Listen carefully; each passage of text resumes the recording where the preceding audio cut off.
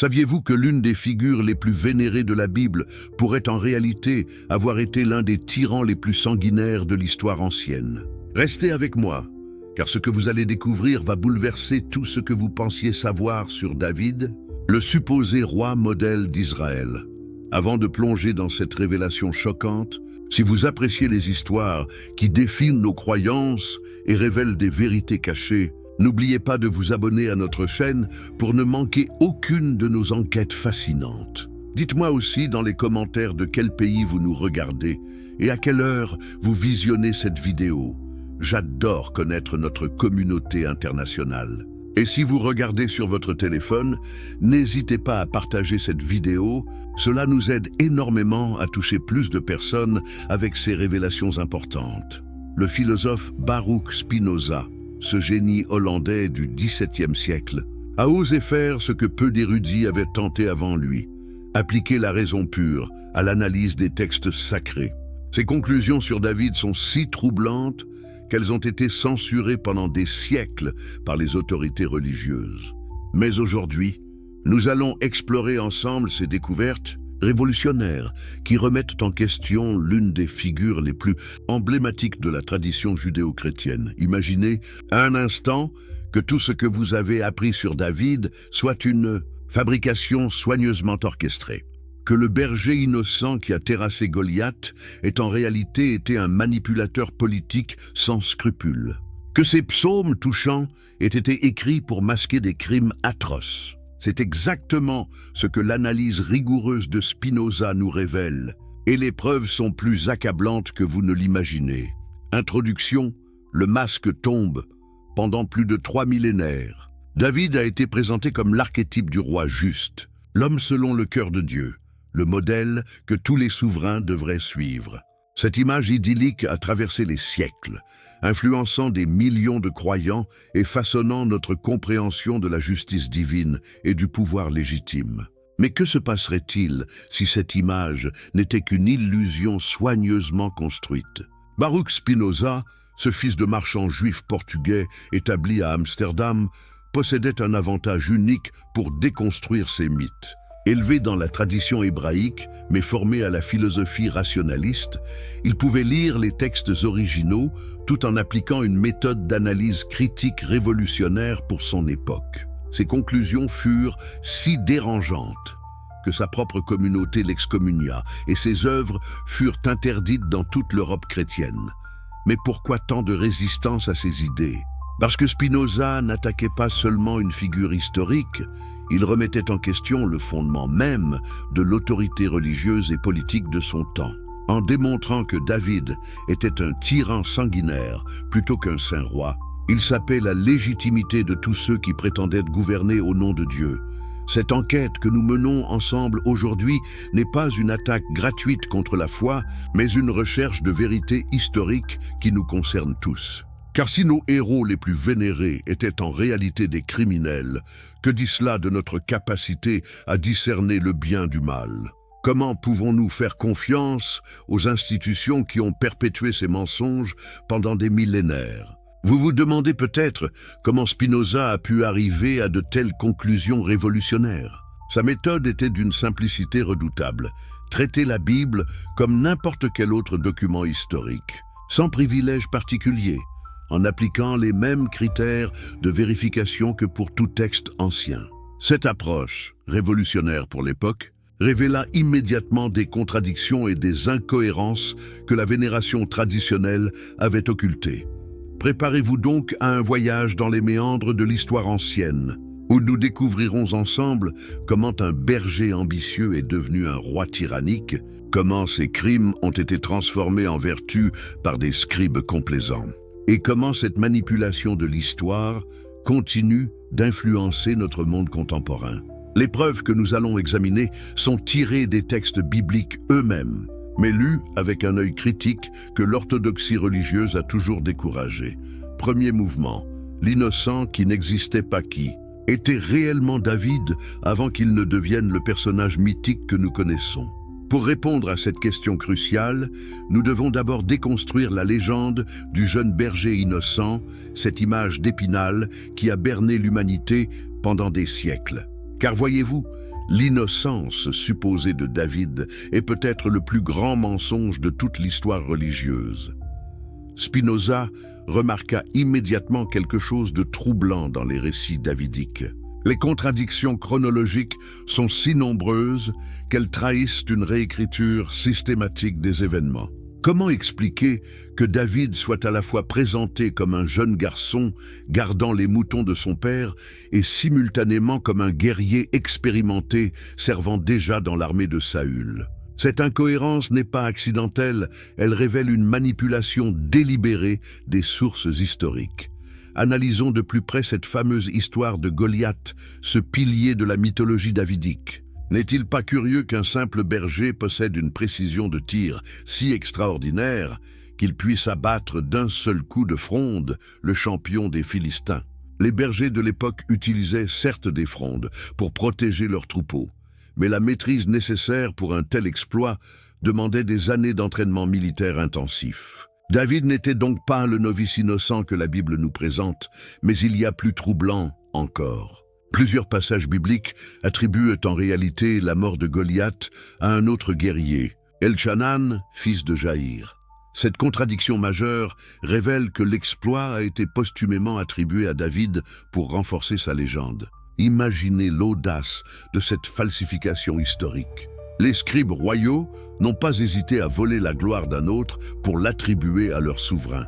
Spinoza identifia également un élément psychologique révélateur dans le comportement du jeune David, son refus catégorique de porter l'armure de Saül pour affronter Goliath. Cette décision, présentée comme de l'humilité, trahit en réalité un calcul politique sophistiqué. En refusant les attributs royaux, David envoyait un message subliminal. Il n'avait pas besoin des symboles du pouvoir établi pour triompher. Il possédait une légitimité supérieure. Que révèle cette stratégie sur la mentalité davidique? Une ambition démesurée dissimulée sous des dehors modestes. David avait déjà, à ce stade précoce de sa carrière, l'intelligence de comprendre que la vraie force politique ne réside pas dans l'ostentation, mais dans l'art de séduire les masses en incarnant leurs aspirations. Cette sophistication tactique est incompatible avec l'innocence d'un simple berger. Examinons maintenant les circonstances suspectes de l'arrivée de David à la cour royale. Selon certains récits, il fut appelé pour apaiser les troubles mentaux de Saül grâce à sa musique.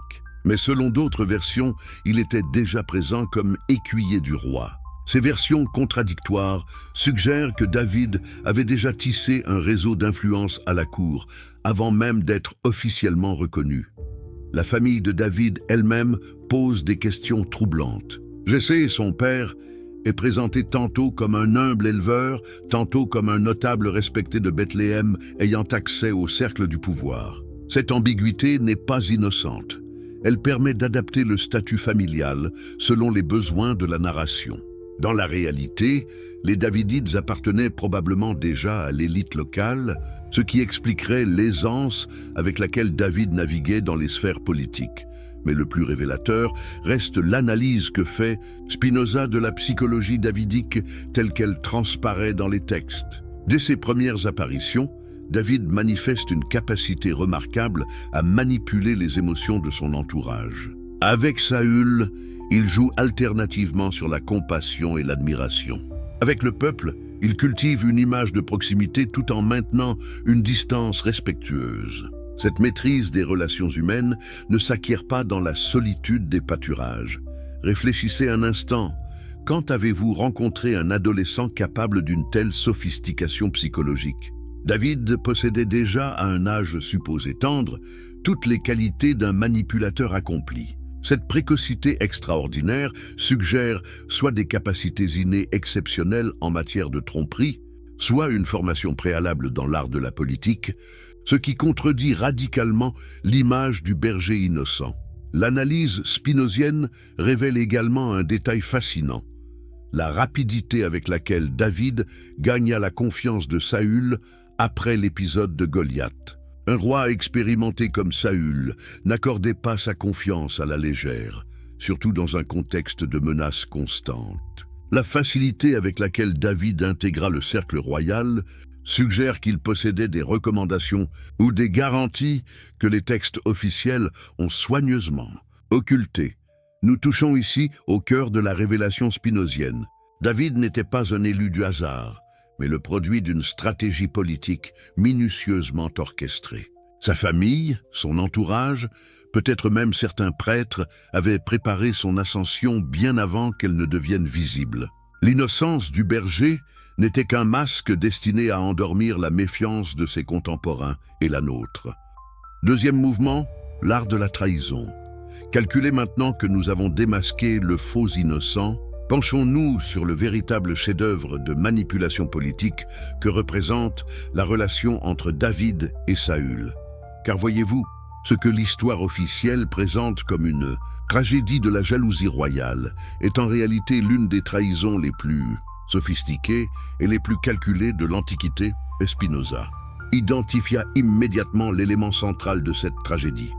David ne fut jamais la victime innocente de la paranoïa de Saül, mais bien l'artisan conscient de la destruction psychologique de son bienfaiteur. Cette révélation, qui bouleverse complètement notre compréhension des événements, s'appuie sur une analyse minutieuse des comportements et des motivations de chaque protagoniste. Observez attentivement la progression de la relation David-Saül. Au début, le jeune homme apporte effectivement du réconfort au roi tourmenté par ce que la Bible appelle l'esprit mauvais. Mais rapidement, cette présence apaisante se transforme en source d'angoisse croissante pour Saül. N'est-ce pas étrange qu'un thérapeute musical aussi doué devienne progressivement la cause du mal qu'il était censé guérir? La clé de cette transformation réside dans ce que Spinoza appelle la stratégie de la séduction calculée.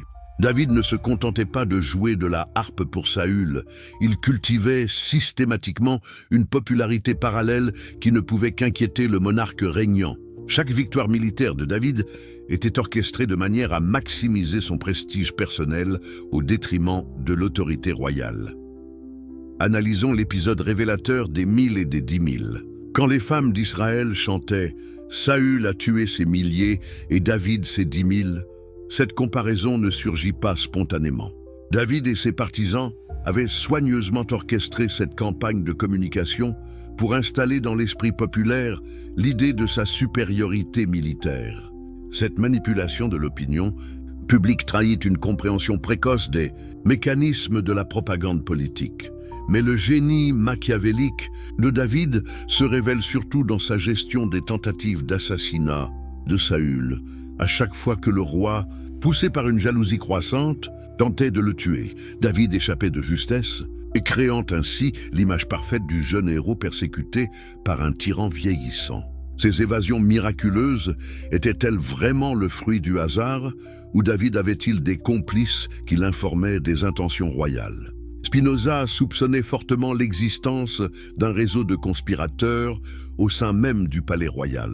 Comment expliquer autrement que David ait toujours été prévenu à tant des dangers qui le menaçaient? Jonathan, le fils de Saül, n'était-il pas devenu mystérieusement l'ami le plus dévoué de David? Cette amitié, présentée comme un modèle de loyauté désintéressée, ressemble plutôt à un recrutement réussi au sein de la famille royale. Examinons de plus près cette amitié entre David et Jonathan. Quel prince héritier saint d'esprit trahirait systématiquement son père au profit d'un rival potentiel au trône? Jonathan ne pouvait ignorer que son soutien à David compromettait sa propre succession. Cette alliance contre nature ne peut s'expliquer que par une manipulation psychologique extraordinairement habile de la part de David. Le comportement de David pendant sa période de fuite révèle également sa véritable nature. Loin de se cacher humblement, il constitue une véritable armée privée, s'alliant même aux ennemis philistins d'Israël. Cette trahison nationale, que les textes bibliques tentent de minimiser, constitue un crime de haute trahison qui aurait normalement coûté la vie à tout autre citoyen. Que révèle cette alliance avec les Philistins sur la mentalité davidique? Une flexibilité morale absolue au service de l'ambition personnelle. David était prêt à servir les ennemis de son peuple pourvu que cela serve ses intérêts politiques. Cette absence totale de loyauté nationale contraste dramatiquement avec l'image du patriote dévoué que la tradition nous a transmise. Spinoza remarqua également un détail troublant. Pendant sa collaboration avec les Philistins, David mena plusieurs raids contre des populations civiles, exterminant systématiquement tous les témoins pour que ses nouveaux alliés ne découvrent pas qu'il attaquait en réalité leurs propres vassaux. Cette duplicité sophistiquée révèle un esprit stratégique d'une froideur calculatrice. La mort de Saül et de Jonathan à Gilboa pose des questions encore plus troublantes. David était-il réellement absent du champ de bataille par coïncidence ou avait-il délibérément abandonné ses compatriotes à leur sort? L'absence du plus grand guerrier d'Israël lors de cette bataille décisive ne peut être fortuite. Était-ce de la lâcheté ou un calcul cynique visant à laisser mourir ses rivaux? L'attitude de David à l'annonce de la mort de Saül est également révélatrice. Ses lamentations publiques, ses déchirements de vêtements, ses jeûnes ostentatoires correspondent parfaitement au protocole du deuil officiel. Mais cette perfection même, dans l'expression de la douleur, trahit une mise en scène soigneusement orchestrée. Un véritable ami aurait-il pu si rapidement organiser des funérailles politiquement correctes? Plus troublant encore, David fait immédiatement exécuter l'Amalécite qui lui apporte la nouvelle de la mort de Saül et prétend avoir achevé le roi mourant. Cette exécution sommaire, officiellement justifiée par l'horreur du régicide, ressemble plutôt à l'élimination d'un témoin gênant. Que savait cet Amalécite que David voulait absolument faire taire? Nous touchons ici au cœur de la révélation spinozienne sur David. Loin d'être un instrument passif de la volonté divine, il fut l'architecte conscient et impitoyable de sa propre ascension au pouvoir. Chaque étape de sa carrière, depuis son arrivée à la cour jusqu'à l'élimination de la dynastie solide, porte la marque d'une intelligence politique exceptionnelle mise au service d'une ambition sans limite morale. Troisième mouvement, l'épuration systématique.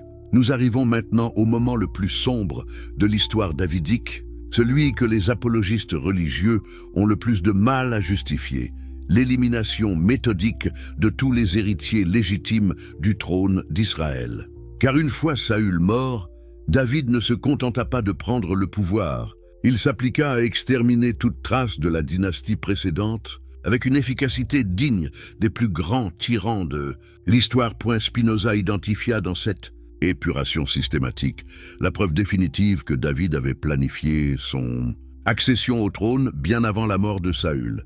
L'organisation et la méthode avec lesquelles furent éliminés les solides révèlent une stratégie mûrement réfléchie, impossible à improviser dans l'urgence de la succession royale. Commençons par analyser le sort d'Abner, le commandant en chef des armées de Saül et principal soutien d'Ish-Bosheth, le fils survivant du roi défunt. Abner possédait à la fois la légitimité militaire et l'expérience politique nécessaire pour faire obstacle aux ambitions davidiques. Sa mort, officiellement attribuée à la vengeance personnelle de Joab, frère de David, arrive au moment le plus opportun pour les intérêts du futur roi. David joua-t-il un rôle dans l'assassinat d'Abner? Les textes bibliques nous montrent un David indigné par ce meurtre, organisant des funérailles solennelles et maudissant publiquement son frère Joab. Mais cette indignation ne vous semble-t-elle pas un peu trop parfaite, un peu trop théâtrale pour être authentique? Spinoza y voyait la marque d'une mise en scène destinée à dédouaner David de toute complicité. Car voyez-vous, l'analyse des bénéficiaires d'un crime révèle souvent ses véritables commanditaires. Qui profita le plus de la mort d'Abner? Certainement pas Joab, qui s'attira la colère officielle de David. Le seul véritable bénéficiaire fut David lui-même, qui se débarrassa ainsi de son principal obstacle militaire tout en endossant publiquement le rôle de la victime indignée. L'assassinat d'Ish-Bosheth, héritier direct de Saül, suit exactement le même schéma.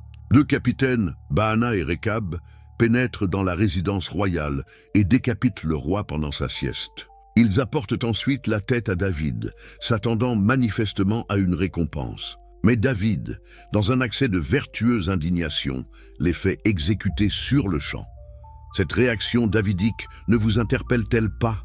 Comment des capitaines expérimentés ont-ils pu croire que David récompenserait un tel acte s'il n'avait pas reçu des encouragements préalables? Leur surprise face à l'exécution suggère qu'ils s'attendaient à un tout autre accueil. David les avait-il implicitement encouragés avant de les sacrifier pour préserver son image publique? Spinoza remarqua un détail particulièrement révélateur.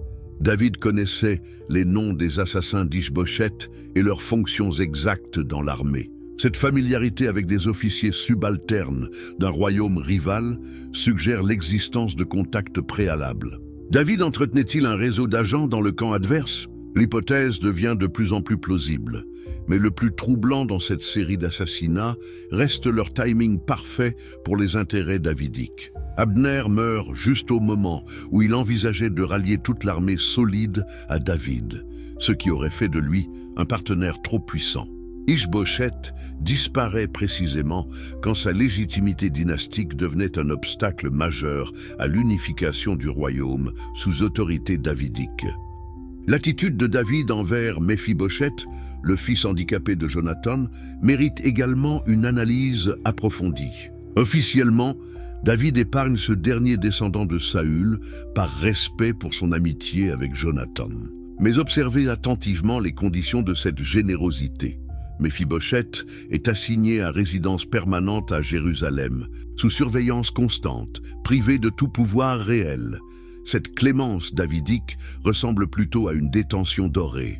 En gardant Méphibosheth vivant mais impuissant, David pouvait à la fois démontrer sa magnanimité et surveiller le dernier représentant de la dynastie solide. Plus habilement encore, cette générosité apparente renforçait la légitimité davidique en suggérant une continuité dynastique acceptée. Mais Spinoza découvrit un détail encore plus sinistre dans les récits bibliques. L'histoire des 7 descendants de Saül, livrés aux Gabaonites pour être pendus. David prétexte une ancienne dette de sang contractée par Saül envers ce peuple pour livrer 7 membres de la famille royale déchus à une mort ignominieuse. Cette exécution de masse élimine définitivement toute possibilité de restauration solide. Analysez la perversité de cette manœuvre. David utilise un prétexte religieux, l'expiation d'une faute ancienne, pour masquer une épuration politique.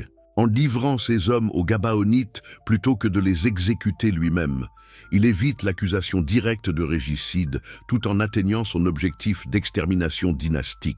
Cette sophistication dans le crime révèle un esprit machiavélique d'une rare efficacité. Que nous révèlent ces assassinats en série sur la vraie nature de David?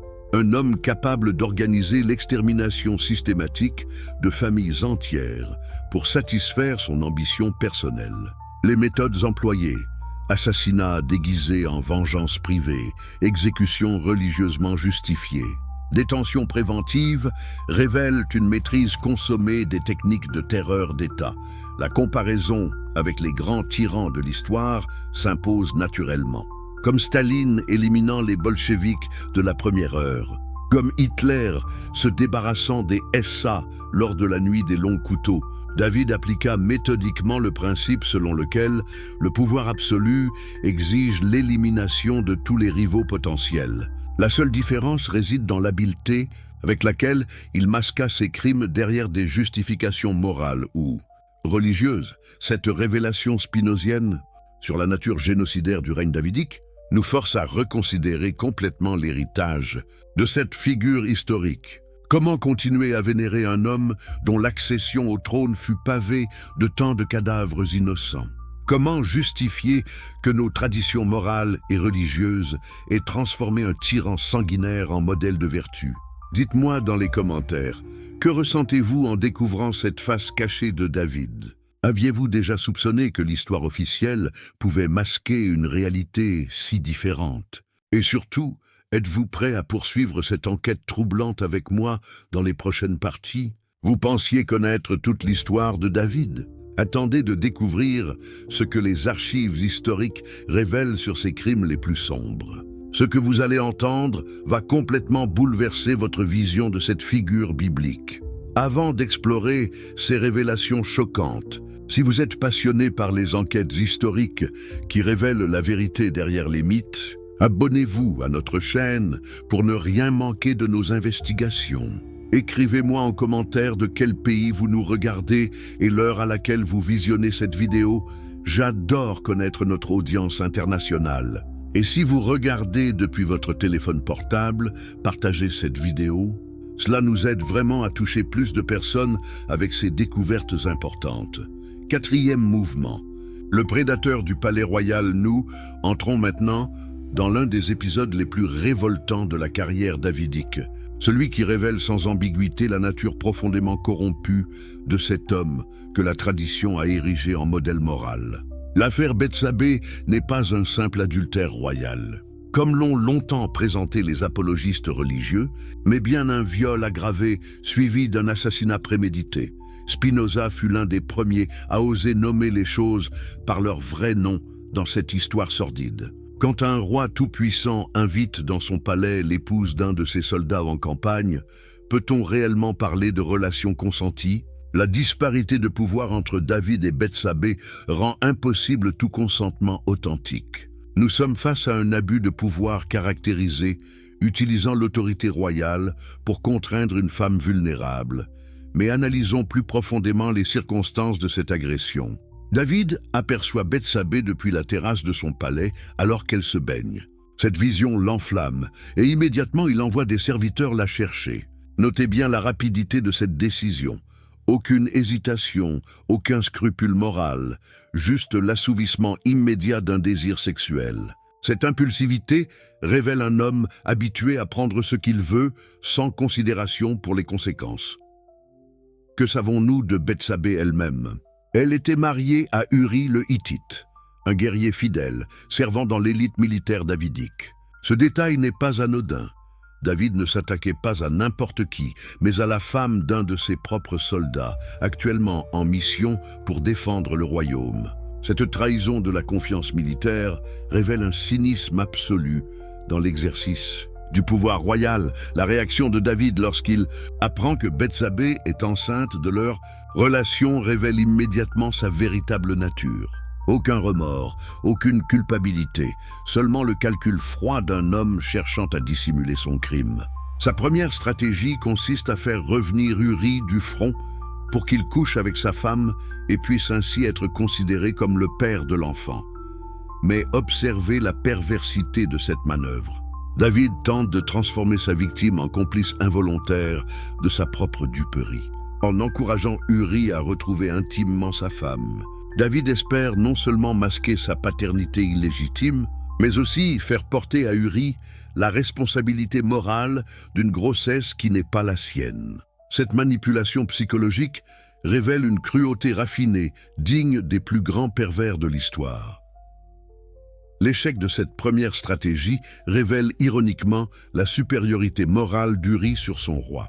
Le soldat refuse de jouir du confort conjugal pendant que ses camarades campent sous les tentes, démontrant une intégrité militaire que David a depuis longtemps perdue. Cette noblesse d'âme d'Uri rend encore plus odieux le crime que David s'apprête à commettre contre lui. Face à l'échec de sa manipulation initiale, David n'hésite pas une seconde à franchir le pas vers l'assassinat.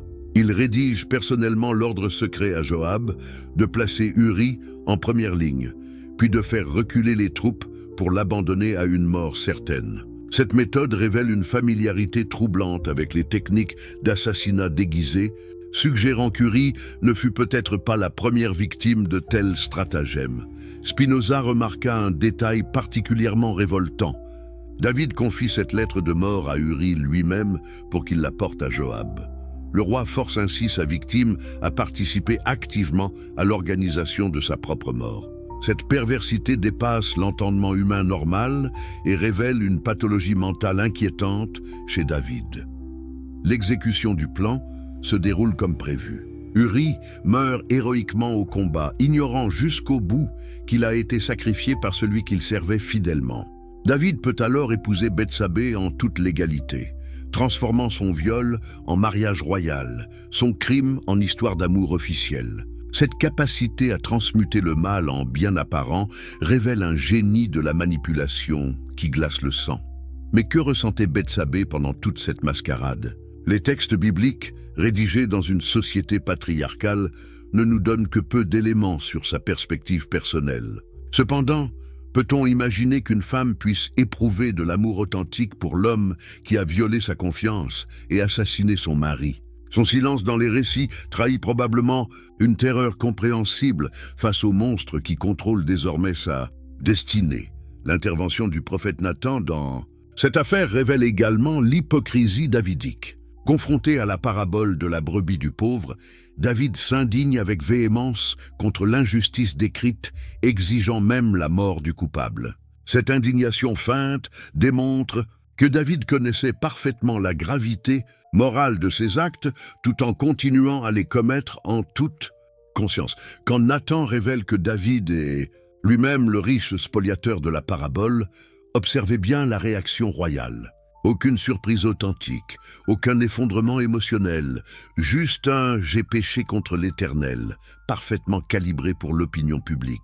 Cette confession mesurée révèle un homme qui avait anticipé cette confrontation et préparé sa défense rhétorique, le châtiment divin annoncé par Nathan, la mort de l'enfant né de l'adultère, offre également une perspective troublante sur la mentalité davidique. David jeûne et se prosterne pendant la maladie de l'enfant, mais dès sa mort confirmée, il se relève, se lave, mange et reprend ses activités normales.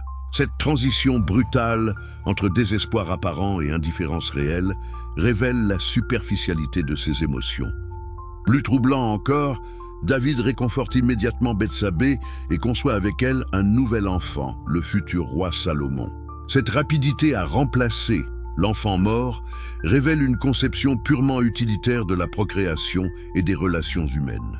Bethsabée n'était-elle qu'une génitrice royale, un instrument de reproduction dynastique? L'analyse spinozienne de cet épisode révèle également l'efficacité de la propagande royale pour transformer un scandale en légende édifiante. L'histoire de David et Bethsabée est devenue dans la tradition populaire un exemple de repentir authentique et de pardon divin. Cette transmutation du crime en vertu démontre le pouvoir des institutions religieuses à réécrire l'histoire selon leurs besoins idéologiques. Mais regardons au-delà de cet épisode particulier. Et que révèle-t-il sur le fonctionnement général du pouvoir davidique?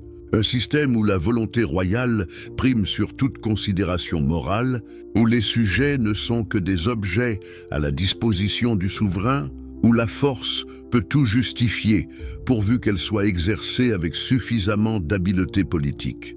Cette affaire Bethsabée n'est pas un accident de parcours dans la carrière de David, mais bien l'expression naturelle d'une personnalité profondément corrompue par le pouvoir absolu. Un homme capable de violer et d'assassiner pour satisfaire un caprice sexuel est capable de tous les crimes. Les autres épisodes de sa carrière ne font que confirmer cette dégénération morale fondamentale. 5e mouvement.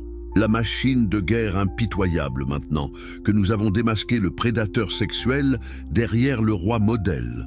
Penchons-nous sur un aspect encore plus terrifiant de la personnalité davidique. Sa conception de la guerre comme instrument de terreur systématique. Car voyez-vous, David ne fut pas seulement un conquérant habile, mais bien l'inventeur de méthodes militaires d'une cruauté révolutionnaire pour son époque. Spinoza identifia dans les campagnes militaires davidiennes un changement radical par rapport aux pratiques guerrières traditionnelles du Proche-Orient ancien. Là où les rois précédents se contentaient de victoires tactiques et de tribus, David développa une approche génocidaire visant à l'extermination complète de populations entières. Commençons par analyser la campagne contre les Moabites, un peuple avec lequel David entretenait pourtant des liens familiaux puisque sa propre arrière-grand-mère, Ruth, était moabite. Malgré ses connexions personnelles, David fit massacrer systématiquement les prisonniers de guerre selon une méthode d'une barbarie inouïe. Les survivants étaient allongés au sol et mesurés avec des cordes, 2 tiers étant exécutés et 1 tiers seulement conservé en vie. Cette technique de sélection révèle une mentalité de boucher appliquée à l'art militaire. Comment un homme sain d'esprit peut-il concevoir et ordonner froidement l'exécution de milliers d'êtres humains selon des critères purement arithmétiques? Cette déshumanisation systématique de l'ennemi révèle une pathologie mentale qui dépasse la simple brutalité guerrière. Mais analysons plus profondément les motivations de cette cruauté excessive. Pourquoi David choisit-il d'épargner précisément un tiers des prisonniers? Cette proportion n'est pas accidentelle. Elle permet de conserver suffisamment d'esclaves pour les travaux forcés tout en terrorisant suffisamment les survivants pour prévenir toute révolte future. Nous sommes face à un calcul économique cynique, déguisé en châtiment militaire. La campagne contre les Ammonites révèle des aspects encore plus troublants de la stratégie davidique. Après avoir pris la ville de Rabba, David fait subir aux habitants des tortures d'un raffinement sadique. Certains sont sciés vivants, d'autres déchiquetés avec des herses de fer, d'autres encore brûlés dans des fours à briques. Ces méthodes dépassent largement les nécessités stratégiques et révèlent une complaisance morbide dans l'infliction de souffrances. Que nous apprennent ces techniques de torture sur la psychologie davidique? Un homme qui trouve du plaisir dans l'invention de nouvelles méthodes de mise à mort n'est plus un simple guerrier, mais bien un psychopathe sadique, utilisant sa position royale pour assouvir ses pulsions les plus sombres. Cette créativité dans la cruauté révèle une déviance mentale profondément inquiétante. Spinoza remarqua également que David appliquait ces méthodes terroristes même contre des populations civiles non combattantes. Les femmes, les enfants, les vieillards subissaient le même sort que les guerriers vaincus. Cette extension de la violence militaire aux innocents révèle une conception totalitaire de la guerre où l'ennemi doit être éradiqué dans sa totalité biologique. L'organisation logistique de ces massacres de masse pose également des questions troublantes. Comment David parvenait-il à maintenir la discipline de ses troupes lors de ces boucheries? Les soldats israélites étaient-ils naturellement enclins à de telles atrocités ou David avait-il développé des techniques de conditionnement psychologique pour transformer ces hommes en machines à tuer? L'analyse des campagnes davidiennes révèle également l'usage systématique de la guerre psychologique. Les récits détaillés des tortures infligées aux vaincus étaient délibérément diffusés parmi les peuples voisins pour semer la terreur avant même l'arrivée des armées israélites. Cette instrumentalisation de la peur révèle une compréhension précoce des mécanismes de la guerre totale. Mais observez également comment David gérait le butin de ses campagnes génocidaires. Contrairement aux pratiques traditionnelles de partage équitable entre les guerriers, David monopolisait l'essentiel des richesses conquises pour financer sa propre machine de guerre. Cette centralisation du profit militaire révèle une conception féodale avant la lettre du pouvoir.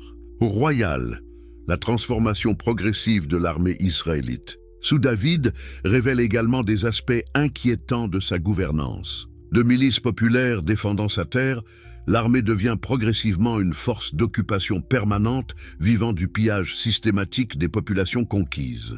Cette professionnalisation de la violence révèle une militarisation de la société israélite sans précédent. Spinoza identifia dans cette évolution militaire les prémices de la décadence morale d'Israël. En transformant son peuple en nation guerrière, vivant de l'exploitation des autres, David détruisait les fondements éthiques de la société israélite traditionnelle. Cette corruption collective explique largement les troubles dynastiques qui marquèrent la fin de son règne. L'influence de ces méthodes davidiennes sur l'évolution militaire régionale fut également considérable. Les royaumes voisins, confrontés à cette brutalité systématique, développèrent à leur tour des techniques de guerre totale pour survivre à la menace israélite. David fut ainsi l'initiateur d'une escalade de violence qui ensanglanta le Proche-Orient pendant des siècles. Que révèle cette analyse de la machine de guerre davidique sur l'homme lui-même? Un individu pour qui la violence n'était pas un mal nécessaire, mais bien une source de satisfaction personnelle. Cette perversion du pouvoir militaire en instrument de sadisme révèle une nature profondément corrompue qui ne pouvait qu'infecter l'ensemble de son règne. Plus troublante encore, David parvint à transformer ses crimes de guerre en gloire nationale dans la mémoire collective israélite. Ces massacres devinrent des victoires divines, ces tortures des châtiments justes, ces génocides des purifications nécessaires. Cette falsification historique révèle l'efficacité redoutable de la propagande royale pour transformer les plus grands crimes en vertus héroïques. Sixième mouvement, l'empire de la corruption absolue. Après avoir exploré les crimes personnels et militaires de David, penchons-nous maintenant sur l'aspect peut-être le plus destructeur de son règne, la corruption systémique qu'il instaura dans toutes les structures du pouvoir israélite. Car David ne se contenta pas d'être un tyran individuel, il créa un système institutionnel de corruption qui pervertit durablement la société de son époque. Spinoza fut particulièrement lucide dans son analyse de cette transformation structurelle d'Israël sous David, là où les juges précédents exerçaient un pouvoir temporaire et limité. David établit une monarchie héréditaire centralisée qui concentrait tous les pouvoirs entre ses mains. Cette révolution institutionnelle ne visait pas l'efficacité gouvernementale, mais bien la maximisation du profit personnel royal. Commençons par analyser la création de l'administration davidique. Contrairement aux structures tribales traditionnelles basées sur l'ancienneté et la sagesse, David nomma à tous les postes clés ses créatures personnelles, souvent des aventuriers sans scrupules qui lui devaient tout. Cette clientélisation de l'État révèle une conception patrimoniale du pouvoir où les fonctions publiques deviennent propriété privée du souverain. Observez notamment la composition de l'entourage immédiat de David. Joab, son neveu et commandant en chef, était un assassin notoire qui exécutait les basses œuvres royales. Benaja, chef de sa garde personnelle, était un mercenaire étranger sans attache locale. Ces hommes ne devaient leur position qu'à leur servilité envers David et n'avaient aucune légitimité indépendante. Cette structure de pouvoir révèle la stratégie consciente de David pour détruire les contre-pouvoirs traditionnels de la société israélite. En s'entourant exclusivement de créatures dévouées, il s'assurait que personne ne pourrait contester ses décisions ou limiter ses excès. Cette atomisation du pouvoir révèle une compréhension précoce des techniques de contrôle totalitaire. L'instauration du système fiscal davidique révèle également des aspects révoltants de sa gouvernance. Là où les communautés israélites traditionnelles fonctionnaient selon des principes d'entraide et de solidarité, David imposa un système de prélèvement forcé qui saignait littéralement les populations pour financer son train de vie royal et ses campagnes militaires. Mais analysons plus profondément les mécanismes de cette exploitation fiscale. David créa un corps de collecteurs d'impôts professionnels, souvent recrutés parmi les populations conquises, qui n'avaient aucun scrupule à pressurer leurs compatriotes adoptifs. Cette externalisation de l'oppression fiscale révèle un cynisme politique d'une rare efficacité. Les méthodes employées par ces collecteurs dépassaient largement les pratiques acceptables de l'époque. Confiscations arbitraires, saisies de bétail, réquisition de céréales, tout était bon pour alimenter les caisses royales. Les récalcitrants étaient systématiquement emprisonnés ou réduits en esclavage, créant un climat de terreur fiscale qui paralysait l'initiative économique. Spinoza identifia dans ce système fiscal davidique les prémices de ce qu'on appellerait aujourd'hui un État kleptocratique. La fonction première du gouvernement n'était plus le service public, mais bien l'enrichissement personnel du souverain et de sa clientèle. Cette perversion de la fonction royale révèle une conception purement prédatrice du pouvoir politique. L'organisation de la justice sous David révèle des dysfonctionnements encore plus graves. Traditionnellement, les litiges étaient réglés par les anciens des communautés selon des principes coutumiers équitables. David centralisa l'ensemble du système judiciaire en créant des tribunaux royaux où ses créatures rendaient une justice entièrement soumise à ses intérêts personnels. Cette perversion de la justice eut des conséquences dramatiques sur la cohésion sociale israélite. Les citoyens ne pouvaient plus compter sur un arbitrage équitable de leurs différends, créant un climat de méfiance généralisé qui détruisait les solidarités traditionnelles. Cette atomisation sociale servait parfaitement les intérêts davidiques en empêchant toute organisation collective d'opposition. L'analyse des grands travaux davidiques révèle également l'usage systématique du travail forcé. La construction du palais royal, l'aménagement de Jérusalem, l'érection des fortifications militaires furent réalisées par des populations entières réduites en esclavage. Cette mobilisation coercitive de la main-d'œuvre révèle une indifférence totale aux souffrances humaines au service de la grandeur royale. Que révèlent ces grands chantiers sur les priorités davidiques? Pendant que le peuple peinait sous les impôts et les corvées, David dilapidait les ressources nationales dans des projets de prestige personnel. Cette disproportion entre les sacrifices imposés aux citoyens et les bénéfices exclusivement royaux révèle une conception parasitaire du pouvoir politique. L'organisation du harem royal davidique mérite également une analyse approfondie. Avec ses centaines d'épouses et de concubines, David créa un système de captivité sexuelle qui révoltait même les standards moraux de son époque. Ces femmes, souvent prises de force lors des campagnes militaires, vivaient dans un état de servitude sexuelle permanente. Cette accumulation de femmes ne répondait pas seulement à des pulsions libidinales, mais révèle également une stratégie politique consciente. Chaque mariage ou concubinage créait des liens d'alliance ou de soumission avec des clans ou des peuples spécifiques. David instrumentalisait systématiquement la sexualité comme outil de domination politique. Spinoza remarqua également que ce système polygamique généralisé créait une compétition permanente entre les épouses pour obtenir les faveurs royales et assurer l'avenir de leurs enfants respectifs. Cette rivalité organisée servait les intérêts davidiques en empêchant toute coalition féminine susceptible d'influencer les décisions royales.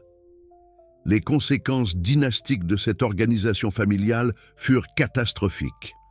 Les fils de David, élevés dans ce climat de compétition et de violence latente, reproduisirent naturellement les tares paternelles. Les révoltes d'Absalom et d'Adonias ne sont que les manifestations logiques d'une éducation princière basée sur la rivalité et l'ambition sans limite. L'analyse de l'entourage féminin davidique révèle également des aspects particulièrement sordides de sa personnalité.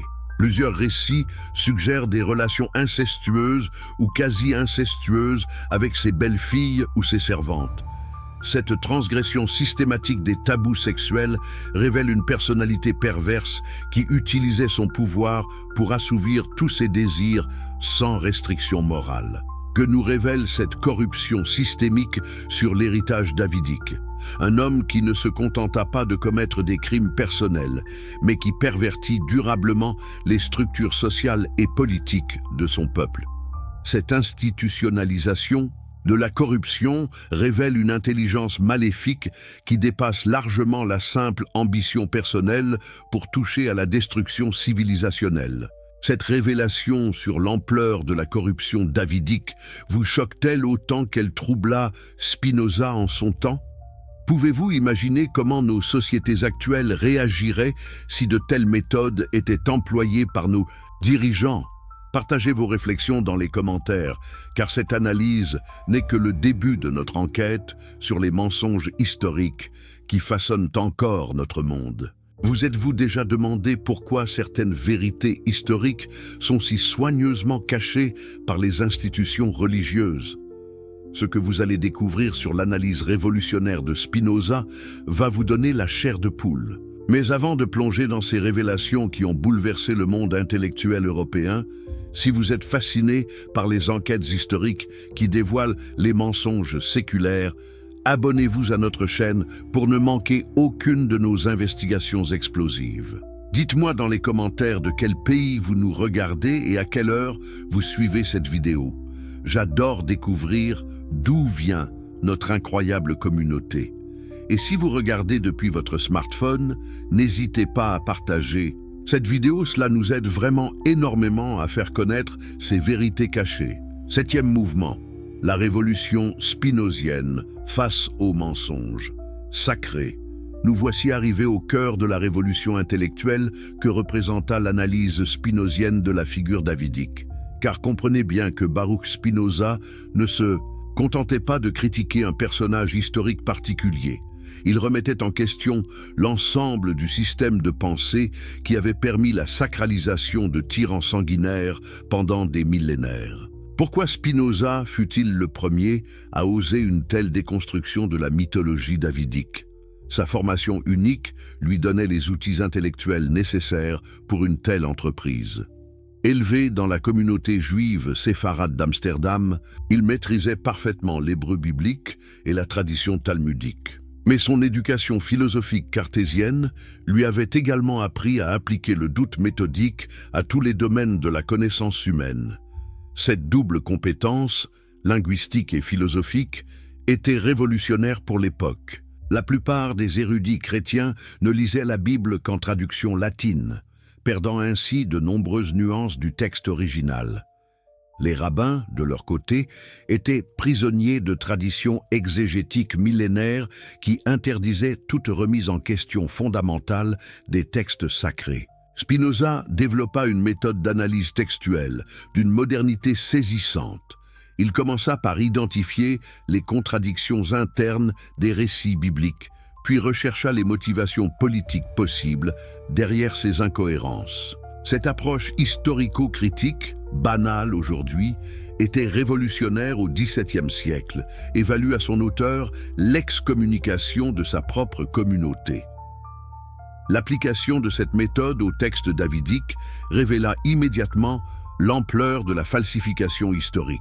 Spinoza démontra que les livres de Samuel et des rois n'étaient pas des chroniques contemporaines des événements décrits, mais bien des reconstructions idéologiques rédigées plusieurs siècles après les faits pour légitimer la dynastie davidique. Cette découverte avait des implications révolutionnaires pour la compréhension de l'histoire biblique dans son ensemble. Si David n'était pas le roi modèle présenté par la tradition, que penser des autres figures vénérées de l'Ancien Testament? Spinoza ouvrait ainsi la voie à une réévaluation complète de l'héritage judéo-chrétien. Mais analysons plus profondément les techniques utilisées par Spinoza pour démasquer la propagande davidique. Il remarqua d'abord que tous les crimes de David étaient systématiquement minimisés ou justifiés par des interventions divines opportunes. Cette instrumentalisation de Dieu pour excuser l'inexcusable révélait la nature propagandiste des textes. Prenons l'exemple du massacre des descendants de Saül. Le texte biblique justifie cette extermination par une ancienne faute de Saül envers les Gabaonites, nécessitant expiation. Mais Spinoza démontra que cette justification fut inventée a posteriori pour masquer un simple calcul politique. David voulait éliminer tous les héritiers potentiels du trône. Cette technique de justification religieuse des crimes politiques révèle une stratégie consciente de manipulation des consciences. En présentant ces assassinats comme des volontés divines, David transformait ses victimes en coupables et lui-même en instrument de la justice céleste. Cette perversion du sacré au service du politique était d'une habileté diabolique. Spinoza identifia également l'usage systématique de l'anachronisme dans les récits davidiques. Des institutions, des pratiques, des concepts théologiques de l'époque des rédacteurs étaient projetés dans le passé pour donner une légitimité historique à des innovations contemporaines. Cette falsification temporelle révélait l'ampleur de la manipulation historiographique. L'analyse des psaumes attribués à David révèle également des aspects troublants de cette entreprise de mythification. Spinoza démontra que la plupart de ces textes furent composés bien après la mort de David par des poètes de cour cherchant à glorifier rétrospectivement leur dynastie. Cette pseudépigraphie massive révèle l'industrie de la falsification littéraire au service du pouvoir.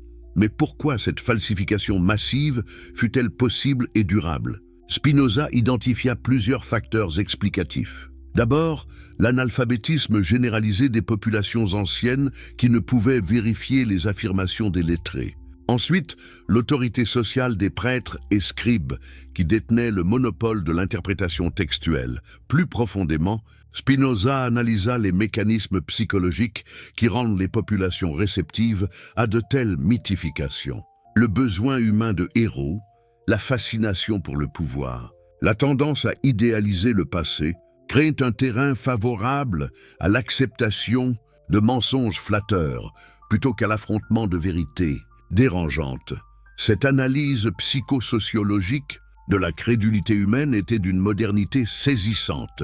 Spinoza anticipait les découvertes contemporaines sur les biais cognitifs et les mécanismes de la propagande.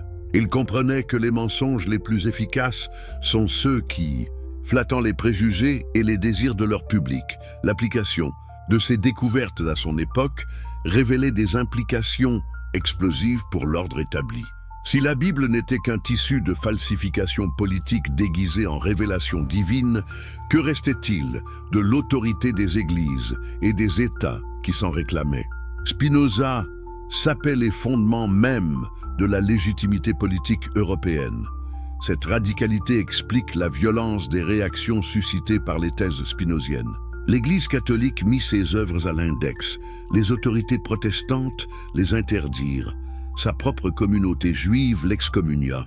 Tous comprenaient que Spinoza ne critiquait pas seulement David, mais l'ensemble du système de domination basé sur l'autorité religieuse. Cependant, l'influence souterraine de la méthode spinozienne fut considérable sur le développement de la pensée critique européenne. Les philosophes des Lumières puisèrent largement dans ces analyses pour développer leur propre critique des institutions traditionnelles. Voltaire, Diderot, d'Holbach s'inspirèrent directement de ces méthodes. L'héritage spinozien dans l'analyse biblique moderne est également fondamental. Tous les développements de l'exégèse historico-critique, depuis Wellhausen jusqu'aux recherches contemporaines, prolongeant l'intuition spinozienne selon laquelle les textes sacrés doivent être analysés comme des documents historiques ordinaires. Mais revenons au cas spécifique de David, que nous révèle l'analyse spinozienne sur notre propre rapport aux figures d'autorité. La facilité avec laquelle David parvint à transformer ses crimes en vertus révèle la permanence des mécanismes de manipulation politique. Les techniques qu'il employait, contrôle de l'information, justification religieuse des actes politiques, culte de la personnalité, restent d'une actualité troublante. Cette actualité de la critique spinozienne explique pourquoi ces thèses restent dérangeantes aujourd'hui. En démasquant David, Spinoza nous apprend à décrypter les stratégies contemporaines de légitimation du pouvoir. Il nous donne les clés pour résister aux mythifications modernes et maintenir notre capacité de jugement critique face aux discours d'autorité. 8e mouvement. L'héritage empoisonné et la vérité libératrice nous. Arrivons maintenant à l'étape finale de notre enquête et comprendre comment l'héritage de David continua d'empoisonner l'histoire humaine pendant des millénaires et pourquoi la vérité révélée par Spinoza reste plus que jamais nécessaire à notre époque. Troublé, car voyez-vous, David ne fut pas seulement un tyran de l'Antiquité, il devint le modèle de tous les despotes qui lui succédèrent. Sa capacité à transformer ses crimes en vertus, ses massacres en gloire nationale, ses trahisons en fidélité divine, créa un archétype du pouvoir absolu qui fascina tous les autocrates de l'histoire. Analysons d'abord comment le modèle davidique influença les monarchies européennes médiévales et modernes. Le concept du roi très chrétien, gouvernant par droit divin et ne rendant compte qu'à Dieu de ses actes, découle directement de la mythologie davidique. Cette sacralisation du pouvoir royal permit les pires excès tout en maintenant l'obéissance populaire. Prenons l'exemple de Charlemagne, surnommé « Nouveau David » par ses courtisans. Comme son modèle biblique, il mena des campagnes d'extermination contre les peuples païens, justifiant ces massacres par la nécessité de répandre la vraie foi. La destruction des Saxons, l'évangélisation forcée de l'Europe centrale, reproduisent fidèlement les méthodes davidiennes. Cette continuité n'est pas accidentelle. Les conseillers de Charlemagne, tout clercs, lettrés nourris de culture biblique, appliquèrent consciemment le modèle davidique à leur époque. Il comprenait parfaitement l'efficacité de cette synthèse entre brutalité politique et justification religieuse. Pour asseoir une domination durable, l'influence davidique se retrouve également chez les rois très chrétiens de France. Louis IX, canonisé par l'Église, mena des croisades génocidaires contre les cathares du Languedoc avant de partir massacrer les infidèles en Terre Sainte. Cette sainteté officielle d'un boucher révèle la persistance de la perversion morale inaugurée par David. Mais c'est peut-être avec Louis XIV que la mythologie davidique atteignit son apogée moderne.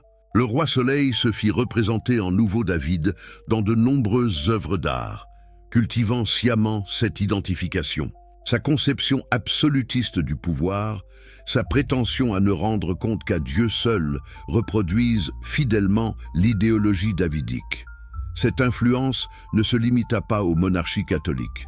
Les rois protestants revendiquèrent également l'héritage davidique, se présentant comme les nouveaux élus de Dieu contre la corruption papiste.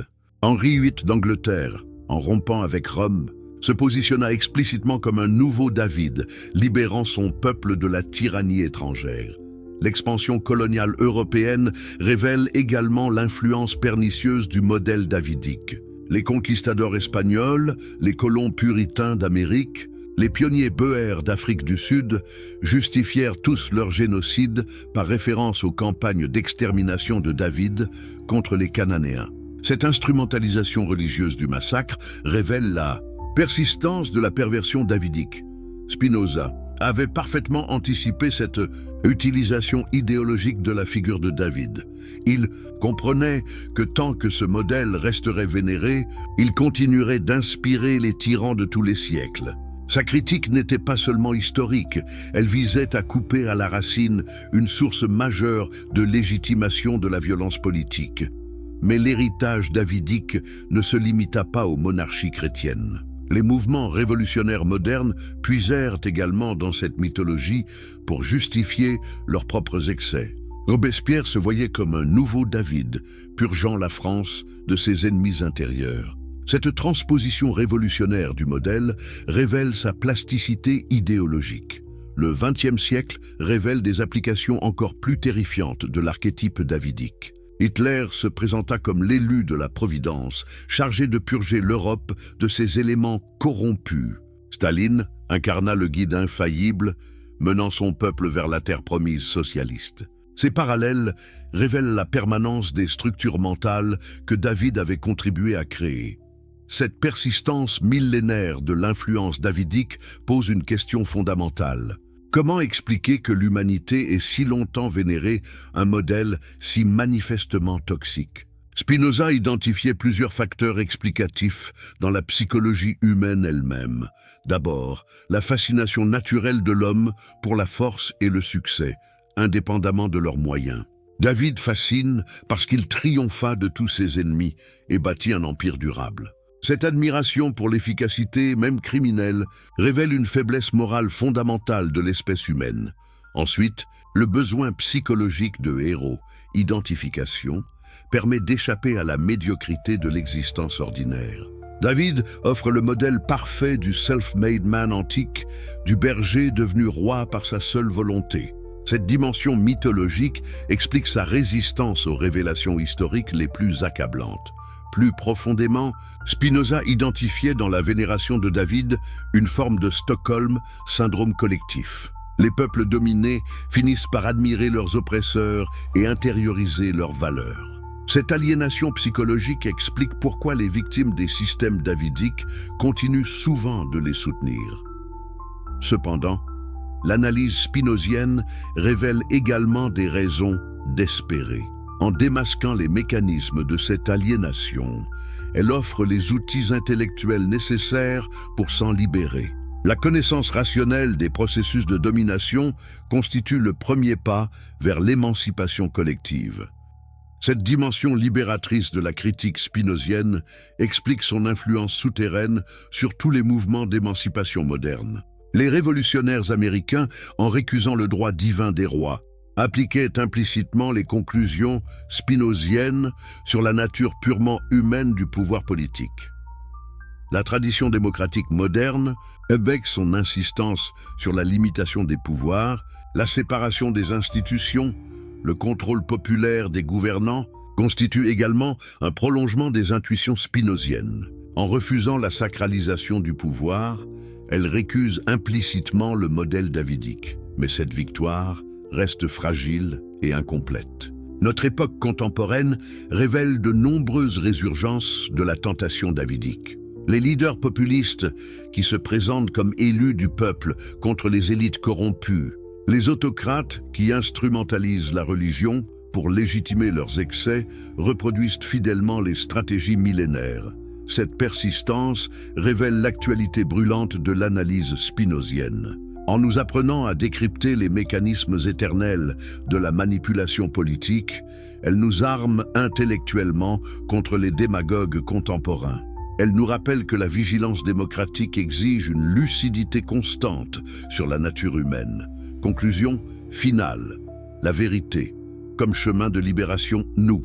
Voici arrivé au terme de notre enquête révolutionnaire sur la véritable nature de David et l'analyse prophétique qu'en fit Baruch Spinoza.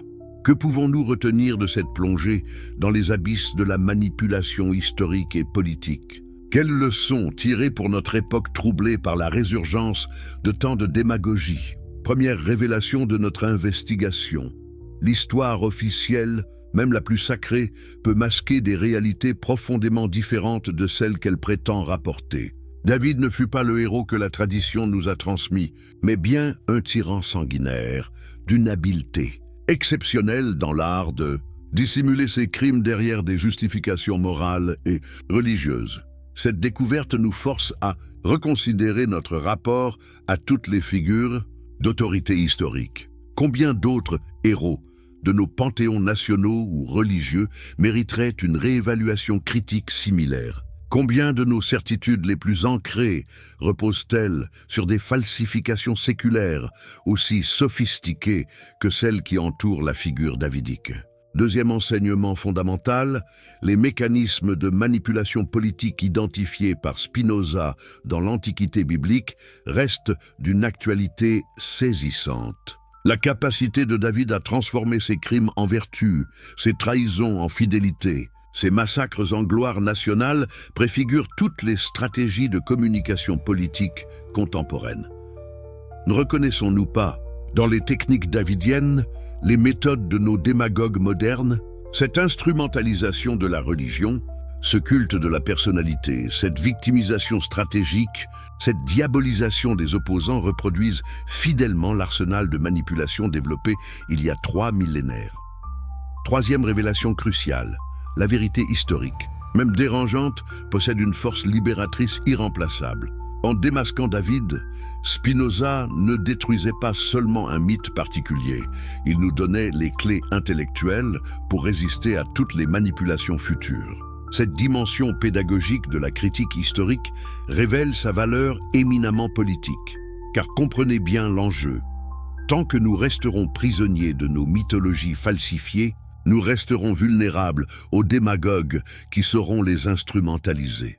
La lucidité historique constitue notre meilleure défense contre les tentations autoritaires de notre époque. Quatrième leçon de notre enquête, l'importance vitale de la méthode critique dans l'analyse de toute information, ancienne ou contemporaine. Spinoza nous a montré comment appliquer le doute méthodique aux textes les plus sacrés pour en révéler les contradictions et les motivations cachées. Cette exigence intellectuelle reste plus que jamais nécessaire à l'ère de la désinformation massive. Dans notre monde saturé d'informations contradictoires, de fake news, de propagande sophistiquée, l'héritage méthodologique de Spinoza nous offre un fil d'Ariane précieux. Il nous apprend à chercher les bénéficiaires de chaque récit, à identifier les incohérences narratives, à questionner les justifications morales des actes politiques. Cinquième révélation de notre investigation, la responsabilité particulière des intellectuels et des institutions éducatives dans la transmission ou la déconstruction des mythes falsifiés. Pendant des siècles, les savants et les prêtres ont perpétué consciemment ou inconsciemment les mensonges davidiques. Cette complicité intellectuelle révèle l'importance cruciale de l'indépendance critique. Notre époque, confrontée aux mêmes enjeux de manipulation de l'opinion, exige de ses élites intellectuelles le même courage que manifesta Spinoza face aux autorités de son temps. Accepterons-nous de remettre en question nos propres certitudes les plus chères au nom de la vérité historique? Sixième et dernière leçon de notre enquête, l'espoir que représente la capacité humaine à s'émanciper de ses aliénations par l'exercice de la raison critique. Si Spinoza put, dès le XVIIe siècle, percer à jour une falsification millénaire, cela prouve que l'intelligence humaine peut triompher de toutes les manipulations, même les plus sophistiquées. Cette confiance spinozienne dans les pouvoirs de la raison nous offre une perspective optimiste pour l'avenir. Chaque génération peut, si elle en a le courage, dépasser les erreurs et les mensonges de ses prédécesseurs. La vérité sur David, longtemps occultée, finit par éclater au grand jour. D'autres vérités cachées suivront inéluctablement. Mais cette émancipation intellectuelle exige de nous un effort constant de vigilance et de courage. Comme Spinoza affronta l'excommunication pour défendre ses convictions, nous devons être prêts à affronter les résistances et les hostilités que suscite toujours la remise en question des idées reçues. L'histoire de David, telle que nous l'a révélée l'analyse spinozienne, nous enseigne finalement que les plus grandes leçons d'histoire ne se trouvent pas toujours là où on les attend. Ce supposé modèle de vertu nous apprend par contraste les vertus authentiques que nous devons cultiver. L'honnêteté intellectuelle, la justice véritable, la compassion réelle, le refus de l'arbitraire. En démythifiant David, nous ne perdons pas un héros, nous gagnons une leçon d'humanité.